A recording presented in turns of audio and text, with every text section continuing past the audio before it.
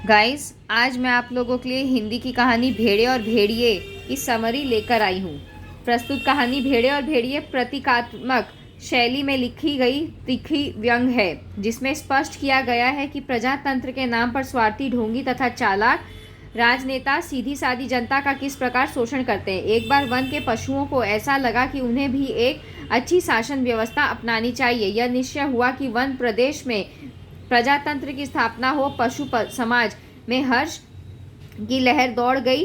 One प्रदेश में भेड़ों की संख्या अधिक थी। उन्होंने सोचा कि अब हमारा भय दूर हो जाएगा, हम अपने प्रतिनिधियों के कानून बनवाएंगे कि कोई जीवधारी किसी को न सताए। उधर भेड़ियों ने सोचा कि अब उन पर संकट आने वाला है, क्योंकि भेड़ों की संख्या अधिक होने के कारण पंचायत में उन्हीं का बहुमत होगा, और यदि उन्होंने कानून बना दिया कि कोई पशु किसी को न मारे तो हम क्या खाएंगे, हमें भी घास चढ़ना पड़ेगा।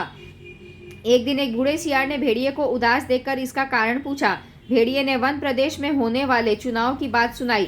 सियार ने कहा, आप सर्कस में भर्ती हो जाएं। भेड़िया बोला, वहां भी शेर और रीछ को लिया जाता है, हमें कोई नहीं पूछता। सियार बोला, तो आप अजायब घर में चले जाइए। भेड़िए ने कहा, वहां भी जगह नहीं है, सुना है वहां तो आदमी रखे जाते हैं। बूढ़े सियार ने कुछ सोचकर कहा, अगर पंचायत में भेड़िया जाति का बहुमत हो जाए तो।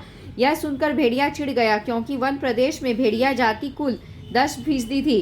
बूढ़ा सियार बोला, मुझे एक दिन का समय दीजिए, कल तक कोई योजना बन जाएगी, मगर एक बात है, आपको मेरे कहे अनुसार कार्य करना पड़ेगा। मुसीबत में फंसे भेड़िए ने उसकी बात मान ली। दूसरे दिन बूढ़ा सियार अपने 3 सियारों को लेकर आया। तीनों रंगे हुए थे, एक पीले रंग में, दूसरा नीले रंग में और तीसरा हरे रंग में रंगा था। वह बोला, यह तीनों आपके चुनाव का प्रचार करेंगे। बूढ़े सियार ने भेड़िए का रूप भी बदला, मस्तक पर तिलक लगाया, गले में कंठी पहनाई और मुंह में घास के तिनके घोंच दिए तथा कहा कि भेड़ों की सभा में पहुंचने पर आंखों को ऊपर मत उठाना, कुछ बोलना मत और किसी भेड़ के बच्चे को मत खा जाना। बूढ़े सियार ने बताया, पीले वाला सियार विद्वान, विचारक तथा कवि, नीला सियार नेता और पत्रकार और हरा सियार धर्मगुरु है। चारों सियार भेड़िए की जय बोलते हुए भेड़ों के झुंड के पास आए।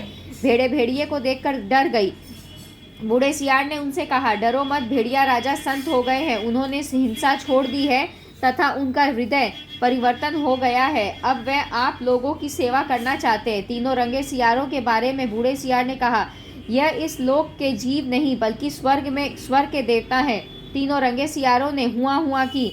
बूढ़े सियार ने समझाया कि यह भेड़िए तो प्रणाम कर रहे हैं। तीनों रंगे सियारों ने अपनी अपनी तरह से भेड़िए का गुणगान किया तथा बताया कि भेड़िए को चुनने पर ही उनका भला होगा, चुने जाने पर भेड़िए ही भेड़ों की हितों की रक्षा कर सकेंगे। भेड़िया अब संत, परोपकारी तथा दानी बन गया है।